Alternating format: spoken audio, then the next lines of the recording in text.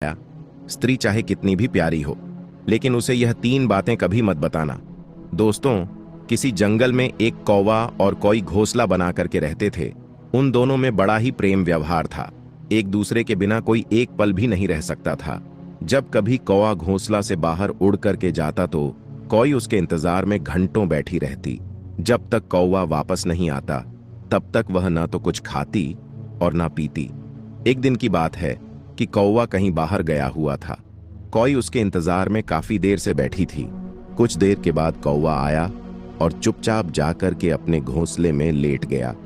कौवे की इस तरह की हालत को देख करके कोई उसके पास गई और कहने लगी कि क्या बात है, आज तुम बहुत उदास दिखाई देते हो। कौवा कहने लगा कोई बात नहीं है, लेकिन कोई जिद करने लगी कि तुम मुझसे कुछ छिपा रहे हो।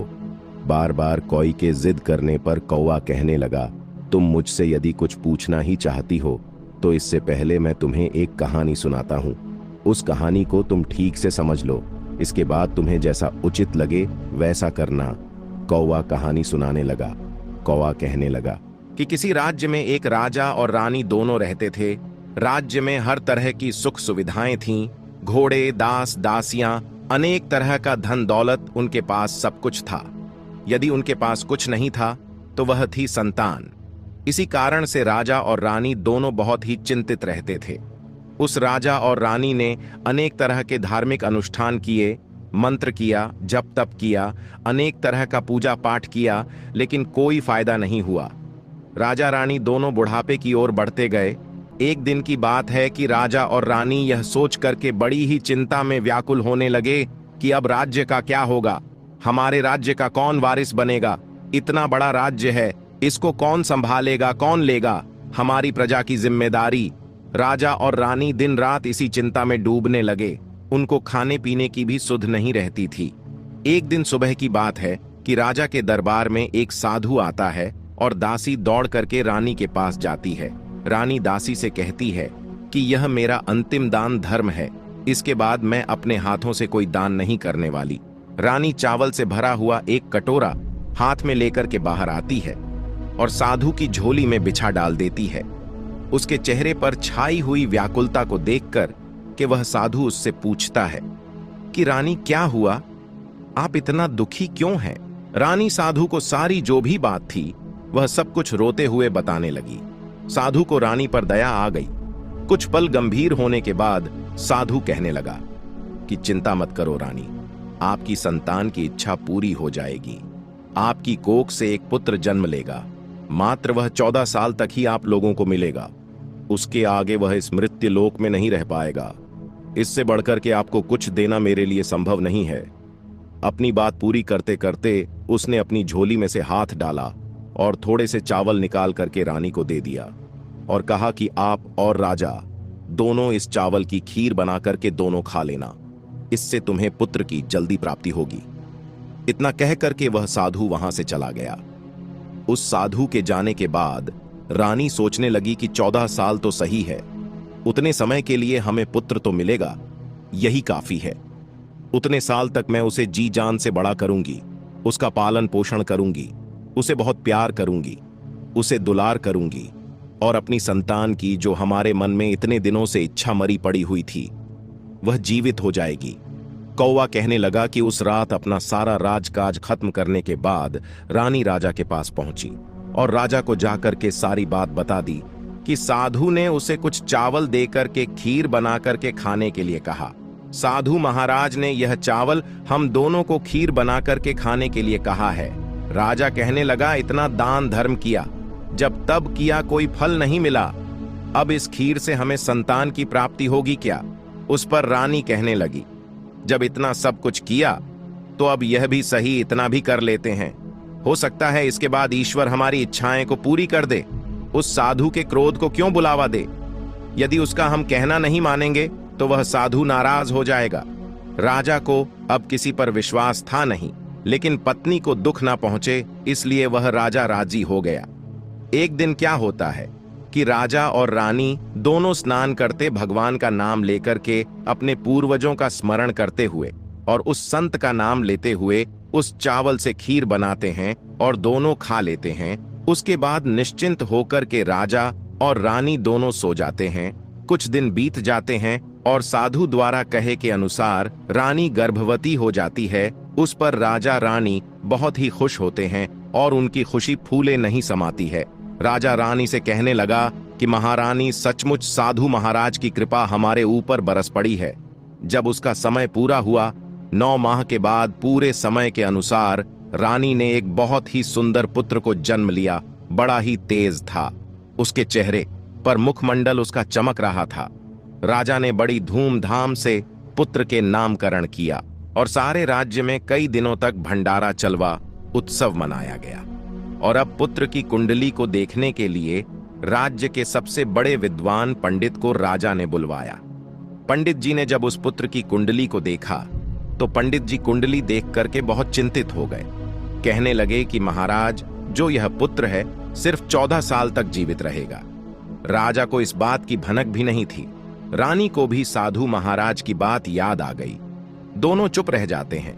उसके बाद राजा और रानी बड़े लाड़ प्यार से बेटे का पालन पोषण करते हैं। उस बेटे की हर ख्वाहिश को, हर जिद को वे पूरी करते हैं। थोड़े समय के लिए ही सही, भगवान ने संतान की अपनी मुराद पूरी कर दी। इससे वह हमेशा अपना किस्मत मानते थे। राजपुत्र दिन प्रतिदिन बड़ा होता गया। जब वह 7 साल का हो जाता है तो राजा एक अच्छे गुरु की नियुक्ति करके उसे पढ़ाई लिखाई में राज शस्त्र विद्या का और घुड़सवारी आदि जब भी 12 विद्याओं का शिक्षण कराते हैं। जब वह सब शास्त्र और विद्या में पारंगत हो जाता है और 12 साल की उम्र का वह जब बालक हो जाता है, तब एक अच्छी सी राजकन्या को देख करके उस बालक की शादी करवा दी जाती है। 2-3 साल बीत जाते हैं। बेटा जब 14 साल का हो जाता है तो एक दिन वह राजपुत्र राजा से कहता है कि पिताजी, मैं अपने राज्य को घूम करके देखना चाहता हूं। आज तक मैंने इस राज्य दरबार के और इस महल के सिवाय मैंने बाहर कुछ नहीं देखा है। बेटे की बात को सुनकर के राजा बड़ा परेशान हो जाता है, क्योंकि पुत्र को 14वां साल शुरू हो गया था। अब कोई अनहोनी होने का वक्त नजदीक आ पहुंचा था। लेकिन राजा यह सब बातें पुत्र को नहीं बता सकता था। वह क्या करता कि चेहरे की खुशी ला करके बेटे से कहता, हाँ हाँ जरूर जाओ बेटा, तुम्हें अपना सारा राज्य घूम करके देखना चाहिए। कहाँ क्या है यह सब जानना बहुत जरूरी है।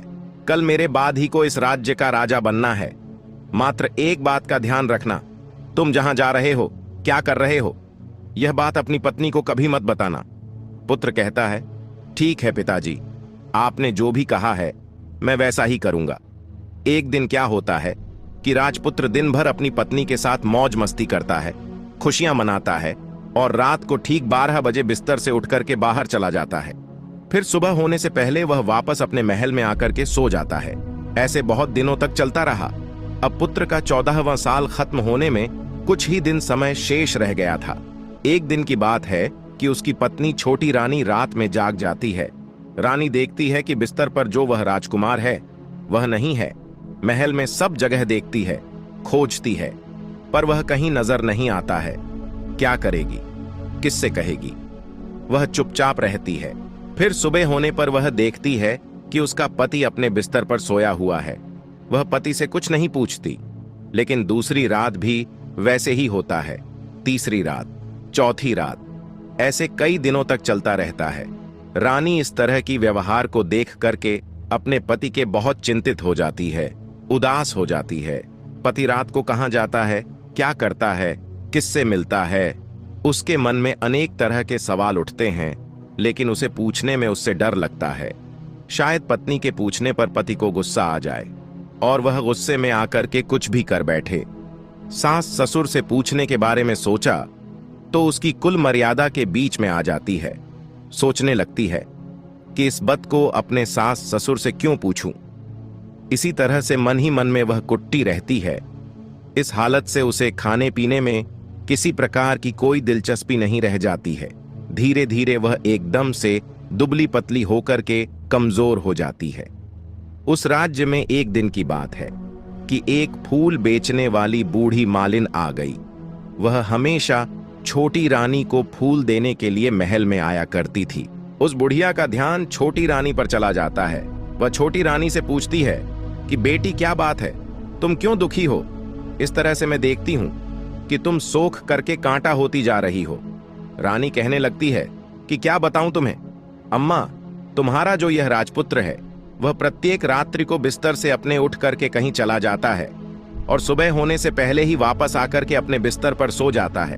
वह कहाँ जाता है, किससे मिलता है, कौन सी उसकी प्रेमिका है, यह सब सोच करके मेरा मन बड़ा दुखी होता है और इसी दुख और चिंता के कारण मैंने खाना पीना सब कुछ छोड़ दिया है और इसीलिए सक करके मैं कांटा बन गई हूं। रानी की बात सुनकर के उसे एक उपाय बुढ़िया बताती है।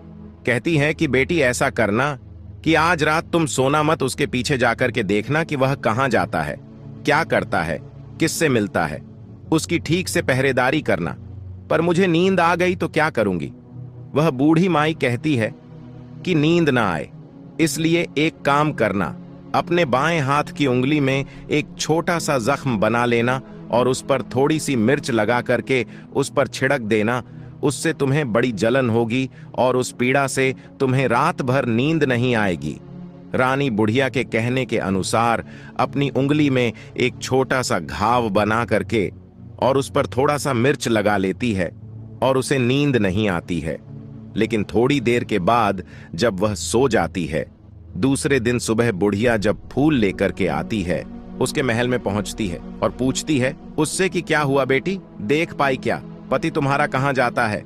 रानी कहती है कि नहीं अम्मा, पहले कुछ समय जलन के कारण मुझे नींद नहीं आई, लेकिन जैसे ही जलन शांत हुई उसके बाद मैं सो गई, फिर मुझे पता नहीं चला कि क्या हुआ। वह बुढ़िया कहती है कोई बात नहीं, आज तुम उंगली पर पहले से थोड़ा बड़ा जख्म बना लेना और उस पर ज्यादा मिर्च लगा लेना।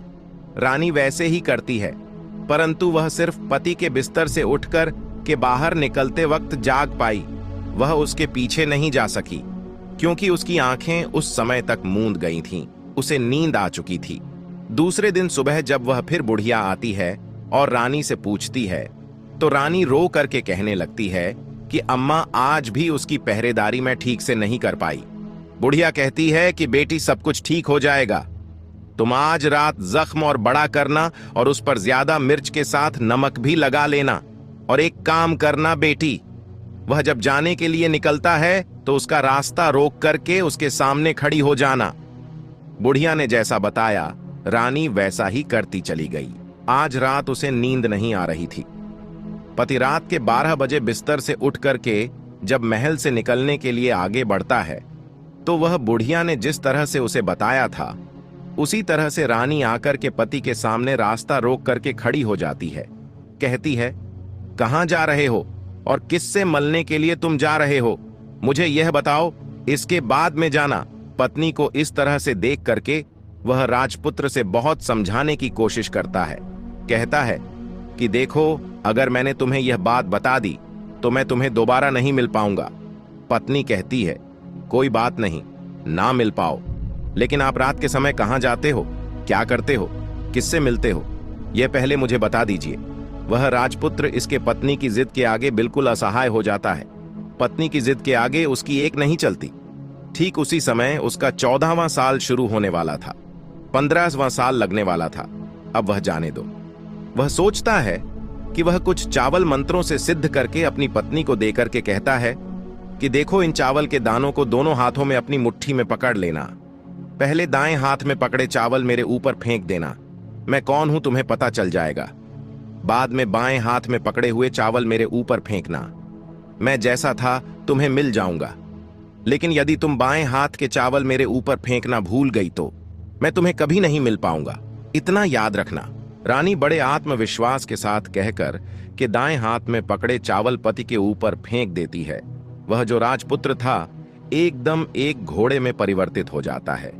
एक सफेद घोड़ा, लंबी गर्दन, बड़ी बड़ी उसके अयाल देखते ही वह तेजी से दौड़ने लगता है। रानी उस घोड़े को देख करके एकदम से घबरा जाती है और पति ने बाएं हाथ के चावल फेंकने की जो बात कही थी वह सब रानी भूल जाती है। उसकी आंखों के सामने वह घोड़ा महल से बाहर हिन हिना करके बाहर चला जाता है। घोड़ा जो महल से बाहर जाता है तो वापस नहीं आता। अब रानी को बड़ा पश्चाताप होता है। वह स्वयं को कोसने लगती है, लेकिन अब उससे कोई फायदा नहीं होने वाला था। राजपुत्र अब वापस नहीं आने वाला था। जब सुबह होती है, महाराज और महारानी को सब बात पता चलता है। उन्हें बहुत दुख होता है। वह बिस्तर पकड़ लेते हैं और अपने बेटे का इंतजार करने लगते हैं। एक दिन उनका बेटा वापस आएगा, यही सोचते रहते हैं। इसी तरह से एक दिन, 2 दिन, महीना बीत गया, 2 महीने बीत गए, 3 महीने बीत गए, आखिर धीरे धीरे करके 6 महीने पूरे हो गए। लेकिन राजपुत्र का अब तक के कोई किसी प्रकार का कोई पता नहीं था।